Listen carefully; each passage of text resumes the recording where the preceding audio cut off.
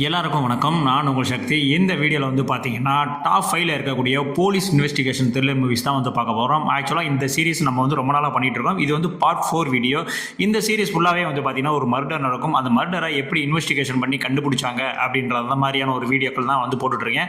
அதில் இப்போ ஒரு 5 படங்கள் பார்க்க போகிறோம். இந்த 5 படங்களுமே ஒர்த்தான படங்கள் தமிழ்லேயே இருக்குது. ஸோ பார்க்காதவங்க கண்டிப்பாக வந்து பாருங்கள். இதில் நம்ம முதலாவதாக பார்க்க போகிற படம் பாலிவுட்டில் 2017 ரிலீஸ் ஆன இத்திஃபக். இந்த படத்தினுடைய ஒன்லியான ஸ்டோரி என்ன அப்படின்னு வந்து பார்த்தீங்கன்னா, யூகேலேருந்து வந்து பார்த்தீங்கன்னா ஒரு இந்தியன் தான். பட் அவர் வந்து ஒரு ரைட்டர். ஸோ அவருடைய மனைவி வந்து இறந்துடுறாங்க. அந்த இறந்த இடத்துல இவரவே வந்து சஸ்பெக்டாக பண்ணி இவரே வந்து அரெஸ்ட் பண்ணுறாங்க. ஸோ அதில் வந்து தப்பிச்சு வந்து ஓடிட்டு இருக்காப்புல. ஓடி ஒரு அப்பார்ட்மெண்ட்டுக்குள்ள உள்ளே போயிடுறாரு. உள்ளே போனால் அந்த இடத்துலையும் வந்து ஒரு கொலை நடந்திருக்கு. அந்த இடத்துலையும் இவர் அது பாட்டு நின்றுட்டு இருக்காரு. உடனே இந்த கொலையும் இவர் தான் பண்ணியிருப்பாங்க அப்படின்னு சொல்லிட்டு கிட்டத்தட்ட 2 மர்டர் கேஸை இவர் மேலே வந்து சுமத்திட்டாங்க. அதுக்கப்புறம் உண்மையிலேயே இந்த கொலைகள்லாம் யார் தான் பண்ணா அப்படின்றத கண்டுபிடிச்சாங்களா இல்லையா அப்படின்றதான் இந்த படத்தினுடைய ஒன்லைன் ஸ்டோரி. இந்த படத்தை பொறுத்த வரைக்கும் ஒரு சீட்டச்சு த்ரில்லர் அப்படின்னு சொல்லுவேன். ஏன்னா மொத்தம் 2 கொலை நடந்திருக்கு, 2 சஸ்பெக்ட் இருக்காங்க, 3 நாளுக்குள்ள கண்டுபிடிச்சாகணும் அப்படின்ற மாதிரியான ஒரு பரபரப்பான ஸ்டோரியோட தான் இந்த கதைக்கிழமை வந்து ஆரம்பிக்கும். படத்தில் நடிச்சவங்க எல்லாத்தினுடைய பெர்ஃபார்மன்ஸுமே வேற லெவலில் வந்து. அது மட்டும் இல்லாமல் இந்த படம் வந்து பார்த்தீங்கன்னா ரோஷாமன் எஃபெக்ட்ல வந்து இந்த படத்தை வந்து பண்ணியிருப்பாங்க. அதாவது ஒரு கொலை நடக்குது அப்படின்னா அந்த இடத்துல அந்த சீனில் இருக்கக்கூடிய நபர்கள் அவங்க நேரத்துக்கு ஏற்ற மாதிரி இப்படி தான் நடந்துச்சு அப்படின்ற மாதிரி விருமாண்டி பாணியில் வந்து கதை சொல்லிட்டு இருப்பாங்க. ஸோ அதுதான் வந்து ரோஷமன் எஃபெக்ட். ஸோ அந்த பாணியில் இந்த படம் வந்து போயிட்டு இருக்கும். ஒரு தரமான ஸ்க்ரீன் பிளேவும் வந்து இந்த படத்தில் பண்ணியிருப்பாங்க. கடைசி வரைக்கும் இவர் தான் பண்ணியிருப்பாரோ அவர் தான் பண்ணியிருப்பாரோன்னு உங்களை வந்து மைண்ட் வந்து ட்விஸ்ட் பண்ணிகிட்டே இருப்பாங்க எதுன்னு சொல்லிட்டு. ஃபைனலாக கிளைமேக்ஸில் வேறு விதமான ஒரு ட்விஸ்ட்டை கொடுத்து அன்பிரெடிக்டபிளாக இருந்துச்சு. உண்மையிலேயே அந்த மாதிரி ஒரு தரமான படம் தான் இந்த இத்திஃபக் படம். ஸோ பார்க்கல அப்படின்னா கண்டிப்பாக அந்த படத்தை வந்து பாருங்கள். இந்த படத்துக்கு IMDbல 7.2 ரேட்டிங் வந்து கொடுத்துருக்காங்க. இந்த படம் நெட்ஃப்ளிக்ஸ்லேயே வந்து அவைலபிளாக இருக்குங்க. அடுத்து நம்ம ரெண்டாவதாக பார்க்க போகிற படம் 2024 ரிலீஸ் ஆன ஸ்லீப்பிங் டாக். இந்த படத்தினுடைய ஒன்லைன ஸ்டோரி என்னன்னா, நம்ம படத்தினுடைய கதாநாயகன் ஒரு டிடெக்டிவ். ஆனால் இப்போ வந்து ரிட்டையர் ஆகிட்டாப்ல. ரிட்டர்ன் ஆனது மட்டும் இல்லை, அவருக்கு நிறைய மெமரி லாஸும் வந்து இருக்கு. ஸோ டோட்டலாக இதுக்கு முன்னாடி என்னெல்லாம் நடந்துச்சு அப்படின்ற மாதிரியான விஷயங்கள்லாம் ஃபுல்லாக மறந்துட்டாரு. அவர் வீட்டில் அவர் பண்ணக்கூடிய சின்ன சின்ன விஷயங்கள் கூட என்ன பண்ணோம் ஏது பண்ணோம்னு தெரியாத அளவுக்கு வந்து ஒரு ஞாபகம் மருதி. ஒரு சுச்சுவேஷனில் ஒரு ஜெயிலில் இருக்க ஒரு கைதி வந்து உங்களை பார்க்கணும் அப்படின்ற மாதிரி சொல்கிறாங்க. உடனே இவர் வந்து கிளம்பி போகிறாப்புல. அப்போ தான் வந்து அவன் சொல்கிறான், இந்த மாதிரி நீ எனக்கு வந்து தண்டனை வாங்கி கொடுத்தீங்க, பட் இல்லைன்னு சொல்ல. ஆனால் அந்த கொலையை உண்மையிலேயே வந்து நான் பண்ணலை. இப்போயும் நான் சொல்கிறேன், இந்த 10 நாளில் நான் தூக்கு தான் இருந்தாலும் இப்போ நான் ஒத்துக்கணும்னு அவசியம் இல்லை, இருந்தால் நான் சொல்கிறேன் அப்படின்ற மாதிரி சொல்கிறாப்புல. அதுக்கப்புறம் நம்ம ஹீரோ வந்து உண்மையிலேயே வந்து யார் அந்த கொலையை பண்ணியிருப்பா, அதுக்கான உண்மையான குற்றவாளி யார் அப்படின்றத கண்டுபிடிக்கிறதுக்கு களத்தில் இறங்குறாப்புல. அதுதான் வந்து இந்த படத்தினுடைய ஒன்லைன் ஸ்டோரி. படத்தில் ஹீரோவோட பெர்ஃபார்மன்ஸ் வேற லெவலில் இருக்கும்.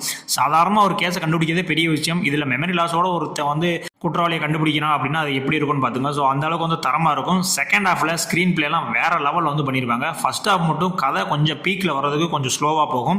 ஸோ ஃபர்ஸ்ட் ஹாஃப் ஸ்லோனஸை மட்டும் பொறுத்துக்கிட்டீங்க அப்படின்னா செகண்ட் ஹாஃப் வேற லெவல் படமாக வந்து உங்களுக்கு தெரியும். கிளைமேக்ஸும் வந்து பார்த்தீங்கன்னா ஒரு ஒர்த்தான கிளைமேக்ஸ் வந்து கொடுத்துருப்பாங்க. நீங்கள் த்ரில்லர் ஃபேன்ஸாக இருந்தீங்க அப்படின்னா கண்டிப்பாக அந்த படம் வந்து பிடிக்குங்க. ஆனால் ஒன்று இந்த படத்தில் ஒரு ஹெவியான அடல் கண்டென்ட் இருக்குது. ஸோ அதை மட்டும் நீங்கள் பார்த்துக்கோங்க. இந்த படம் தமிழ்லேயே இருக்குது. பிரைம் வீடியோவில் இந்த படத்தை வந்து நீங்கள் போய் பார்க்கலாம். இந்த படத்துக்கு IMDb 6.2 ரேட்டிங் வந்து கொடுத்துருக்காங்க. அடுத்த நான் மூணாவதாக சொல்ல போகிற படம் 2024 மலையாளத்தில் ரிலீஸ் ஆன தலைவன். இந்த படத்தினுடைய ஒன்லைன் ஸ்டோரி என்னன்னா, இந்த படத்தில் 2 ஹீரோங்க. ஒன்று வந்து பிஜி மோகன், இன்னொருத்தரும் பார்த்தீங்கன்னா ஆசிஃப் அலி. இந்த 2 பேருமே வந்து பார்த்தீங்கன்னா போலீஸ் கட்டப்பில் தான் வராங்க. இவங்க 2 பேருக்குமே வந்து பார்த்தீங்கன்னா ஒரு ஈகோ கிளாஸ் வந்து அப்பப்போ ஆகிட்டே இருக்குது. அவர் சொல்கிறது இவருக்கு பிடிக்கல, இவர் சொல்கிறது அவருக்கு பிடிக்கலன்னு ஒரு முரண்பாடான விஷயங்கள் போயிட்டே இருக்குது. ஒரு சுச்சுவேஷனில் பிஜிமேன் மேலே ஒரு கேஸ் வந்து ஃப்ரேம் பண்ணப்படுது. அந்த கேஸை விசாரிக்கிறதுக்கு நம்ம ஆசிஃப் அலியவே வந்து போடுறாங்க. இதுக்கப்புறம் படத்தில் என்ன நடந்துச்சு அப்படின்றது தான் இந்த படத்தினுடைய ஒன்லைன் ஸ்டோரி. இந்த படத்தை பொறுத்த வரைக்கும் பிஜு மேனனும் அண்ட் ஆசிஃப் அலியுடைய பெர்ஃபார்மன்ஸ் வேற லெவலில் இருக்கும்.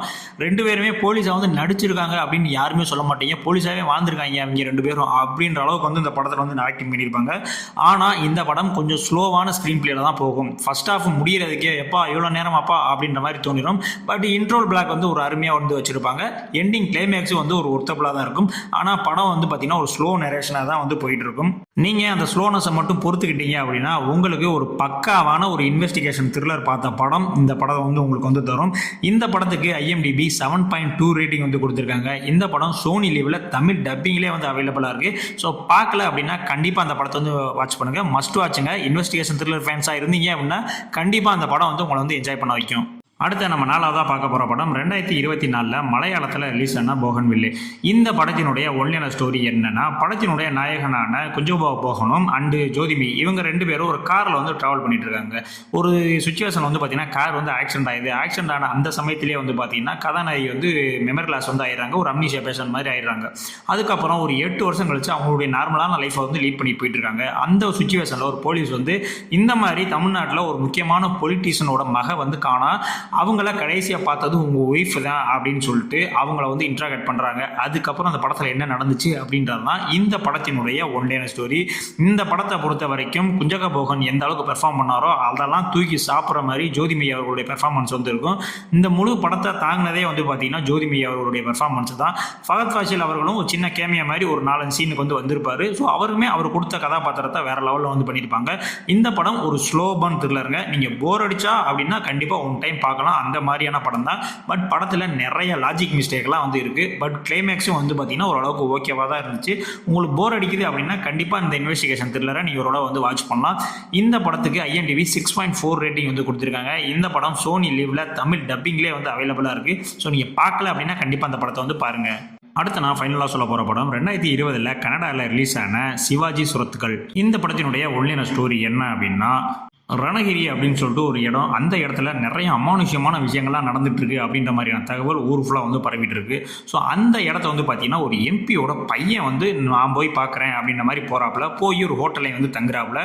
தங்குனா அந்த இடத்துலையும் நிறைய அமானுஷ்யமான விஷயங்கள்லாம் வந்து நடக்குது. திரும்ப காலையில் பார்த்தா அவர் வந்து மறுபடியும் கொலை செய்யப்படுறாரு, இறந்து கிடக்காப்புல.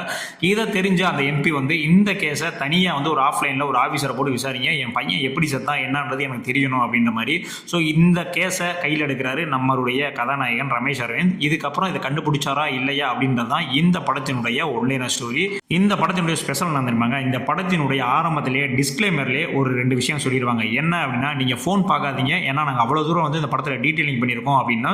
செகண்ட், இந்த படத்தினுடைய கிளைமேக்ஸையும் யார்ட்டையும் சொல்லாதீங்க அப்படின்னா. ஸோ அதிலே வந்து பார்த்தீங்கன்னா எல்லாத்துக்கும் வந்து ஒரு ஆர்வத்தை வந்து கொண்டு வந்துருவாங்க. இந்த படம் உங்களுக்கு ஷெர்லாக் ஹோம்ஸ் படம்லாம் பிடிக்கும் அப்படின்னா அந்த மாதிரியான ஒரு படம் தாங்க இது. டீட்டெயிலிங் அந்த அளவுக்கு வந்து பர்ஃபெக்டாக இருக்கும். ரமேஷ் அரவிந்தினுடைய ஆக்டிங் வந்து வேற லெவலில் வந்து பண்ணியிருப்பாங்க. அவர் இத்தனை வருஷங்கள் கேரியரில் நடிச்சிருந்தாலும் அவருடைய ஃபர்ஸ்ட் டிடெக்டிவ் படம் இந்த படம் தாங்க.